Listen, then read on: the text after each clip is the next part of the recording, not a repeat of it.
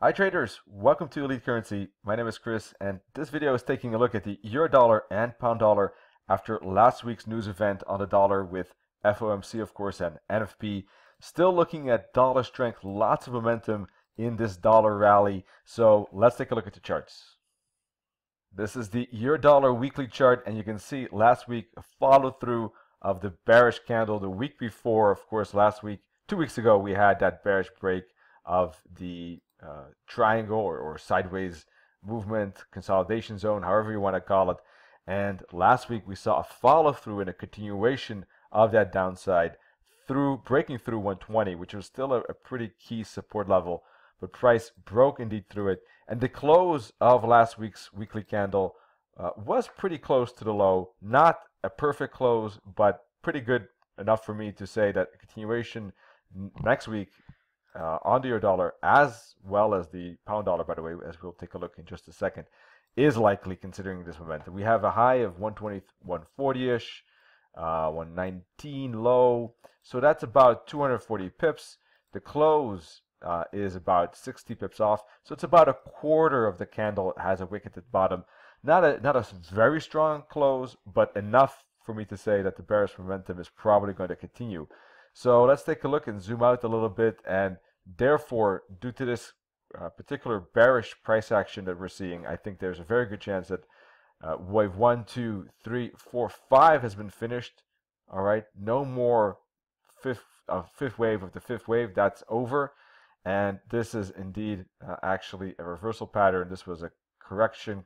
This is probably wave 1, 2, and we're in a wave 3 to the downside, and we're probably building a bigger ABC correction lower. All right, so we're in that A part. I think that A part, let's put a fib from the very bottom to the very top, and that A part could easily go to the 38.2 fib, maybe a bit lower to the 50 fib, and then continue after a bounce. So like this, a bounce, and then continue. This could take a while, by the way. We're looking at a weekly chart, but for the moment, we're in a wave 3 probably. So let's put a fib from here to here. This is probably wave 1, and we just reached the minus 61.8 target. So a push below 119, I think there's space, as you can see here, down to 117, 117.50 for continuation of that wave 3. Maybe even further, right? Maybe an extension below that. But for the moment, that's the zone I'm looking for. If we get a flag, that could be that wave 4, then a wave 5, which complete a bigger wave A. All right? So that's kind of like the space and the structure I'm looking at. Continuation, flag, corrective pattern, that would be here, and then one more continuation. Now, let's take a look at the 4-hour chart, all right, because this is a wave 3 at this moment, but within the wave 3, there could be some waves 4 still left, and one more push for wave 5 of that bigger wave 3, all right, so this could have been the wave 3 of wave 3 finishing, but we could get a correction. You see a bit of a wick as we got a new lower low, and price is responding to that minus 61.8 target at around 119. You see that wick right here?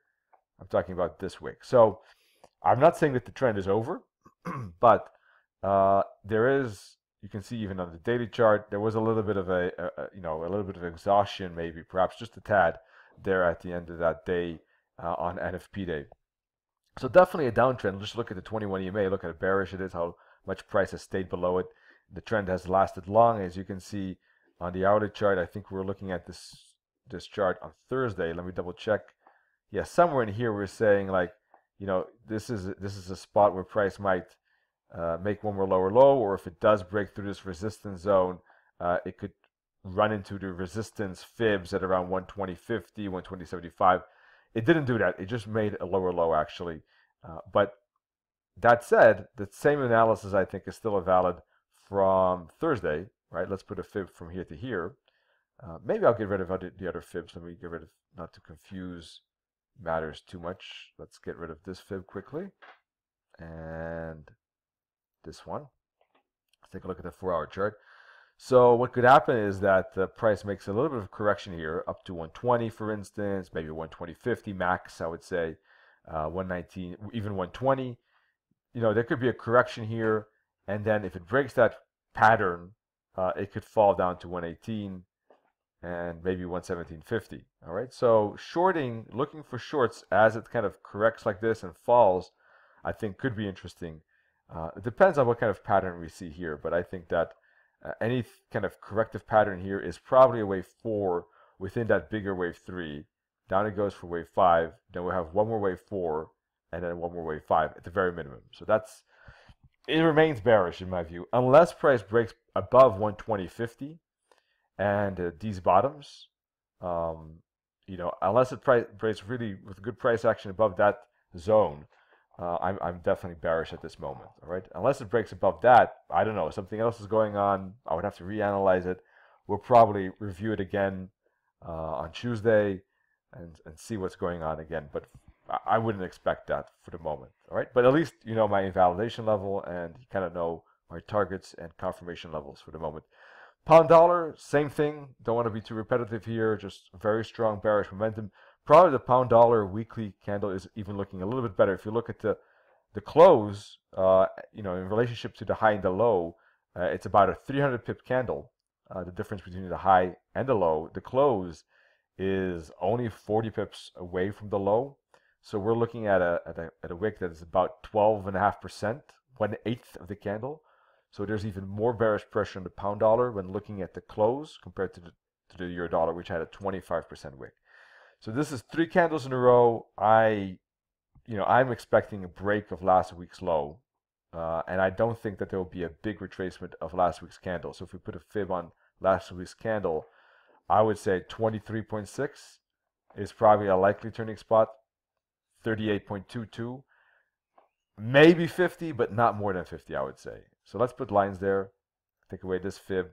So those are resistance levels. I would expect a break of the low, and I would expect price, by the way, to move to the minus 272 target. So let's do that and add one more line right there. All right, so let's take a look at the daily chart.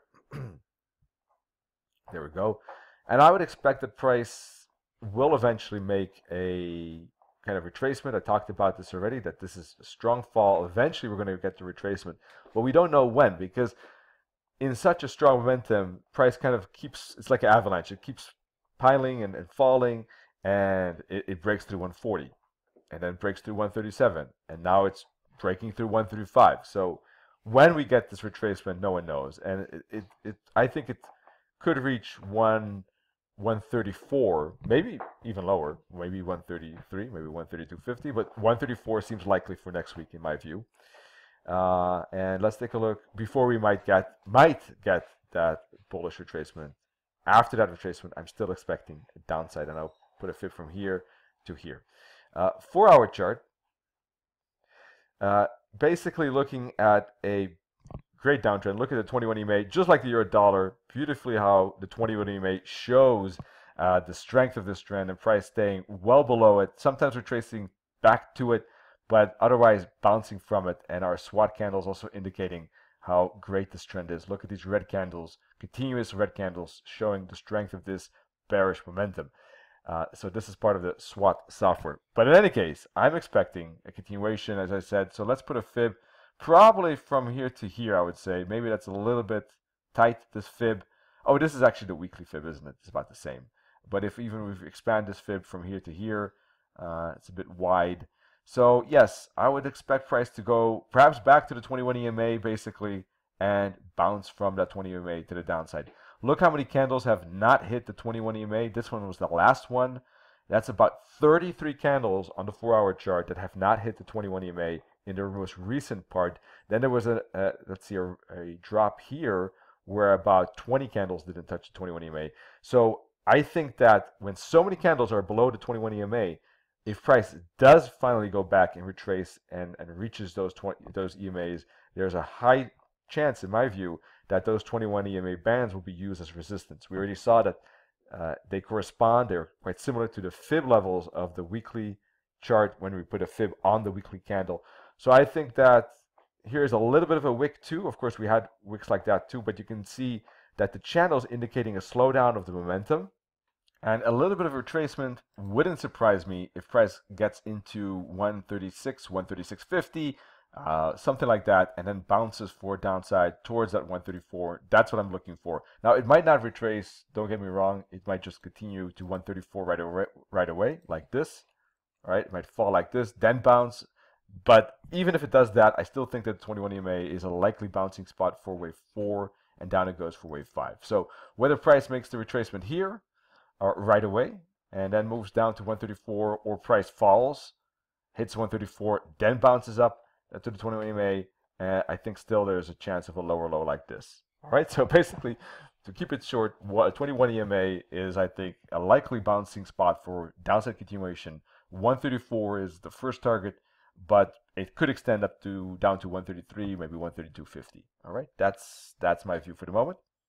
Hope the video helps. Of course, you can check out elitecurrency.com for more free analysis and free indicators and material, and you can also get access to our ECS live service for free for 1 month. Check out our trusted partners and our offers regarding that. Wish you all good trading and hope to see you soon. Cheers.